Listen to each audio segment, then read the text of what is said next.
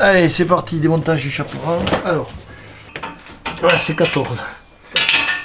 Alors, tout est monté en 14, je pense. Et non, l'autre, c'est du 13, les colliers.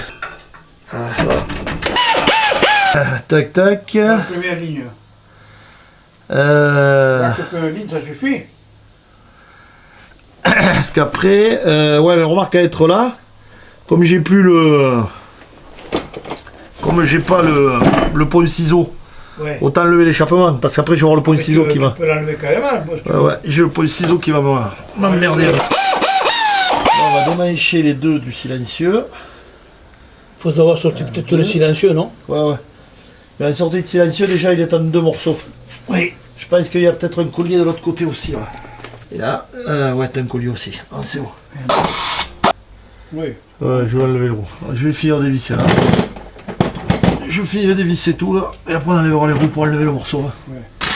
Ah, mais celui-là, tu vois, il sort facile. Celui-là, finger in the hole. Alors, celui-là, on va le laisser là. Je vais numéroter. Alors, ça passe ça. Parce qu'à être là, je vais désaccoupler le cardan. Merde, non, il faudrait une 13 à œil. Non, mais le coup d'enlever le moteur, c'est que ça me permet de tout sabler. Si j'avais pas le moteur, tout le compartiment moteur, le châssis avant et tout, je peux pas sabler. C'est pour ça. Et pour changer ça là. Non, mais quand tu vas enlever la carrosserie, tu n'enlèves pas la carrosserie. Ah non, je la monte entière après. Ça, je vais découpler le train avant. Voilà, tu découpes là. Le train avant, je découpe le train avant complet. Non, après ça reste. J'ai 2 planchers à changer. Celui-là et celui-là. Que tu as reçu là. Voilà. Celui-là, il faut que je les maquette, que je les découpe. Voilà. Je vais déboîter le cardan.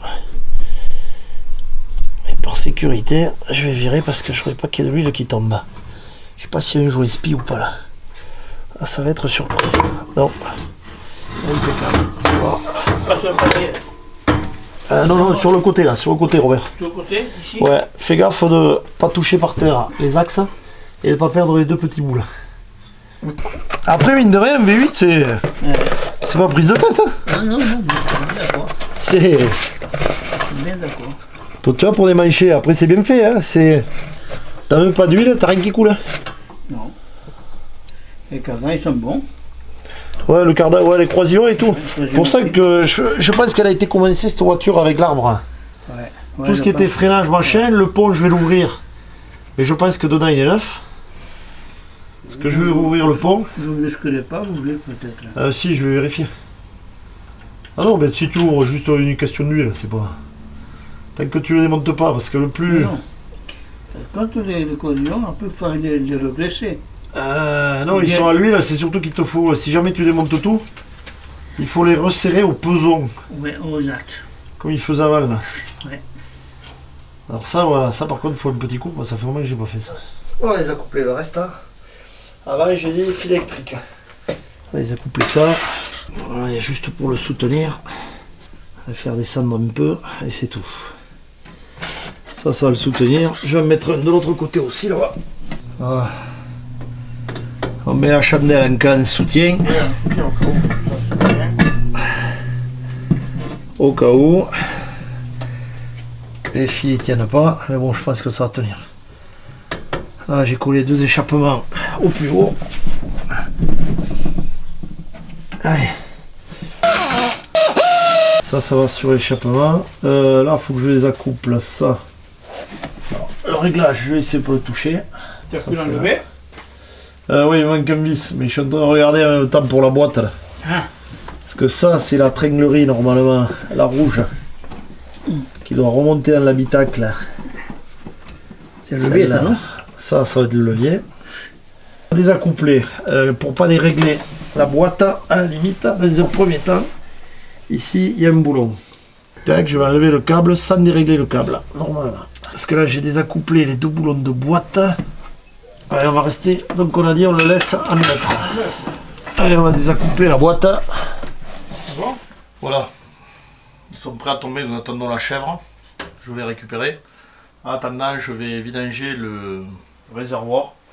Je vais essayer de passer par le tuyau d'alimentation. Comme ça, je suis au fond du réservoir. Et essayer de pomper directement sur la rivière. Tu sais, Ce truc que tu as sur le collecteur là, c'est pas ce qui permet de tenir quand tu enlèves le moteur. Comment? Hein? Je sais pas. Parce que Tu sais, ça m'a. Tu vois, parce que je te donne ce truc, là où j'avais vu des crochets. Ouais, mais c'est trop petit, quoi. C'est ça le bordel. Tu peux pas passer comme là. Et je sais pas comment je vais accrocher parce que t'as Mais pas c'est de. ça que je suis en train de chercher. T'as pas de J'ai crochet. pensé à ça, moi. T'as pas de crochet, quoi. À part de passer la chaîne, tu retournes la pompe à.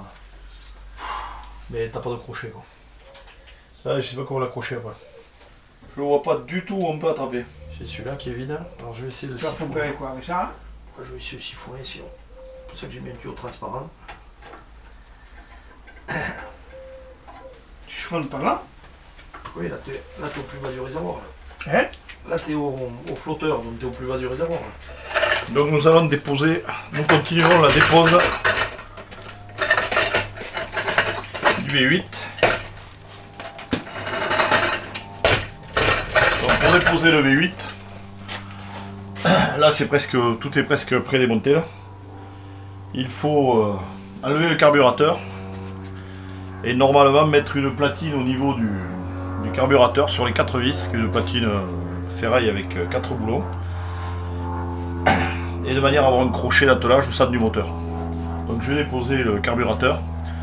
Par contre on va se fabriquer une petite platine parce que j'ai pas pensé à la prendre. Donc avec des supports ferraille on va se débrouiller. Le but c'est d'arriver à prendre sur ces 4 boulons de manière à pouvoir soulever le moteur au centre de gravité. Parce que là, il faudra bien le repérer, parce que là... Non, mais je vais ça, je vais les accoupler à la pompe à vide, ici, là. Là, je vais les accoupler à la durite, comme ça. Ça reste accroché au carbu, je n'ai pas besoin de le toucher. Et de l'autre côté, je vais désaccoupler que le câble d'accélérateur. C'est bon, tu l'as? Ouais, je vais le mettre. Voilà, hop. Et pas grave. ça.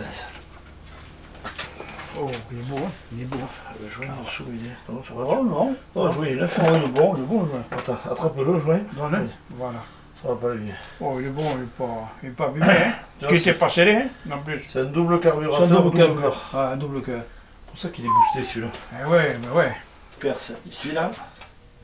Je vais percer ici, et l'autre, je ferai pareil. Voilà, nous démontons la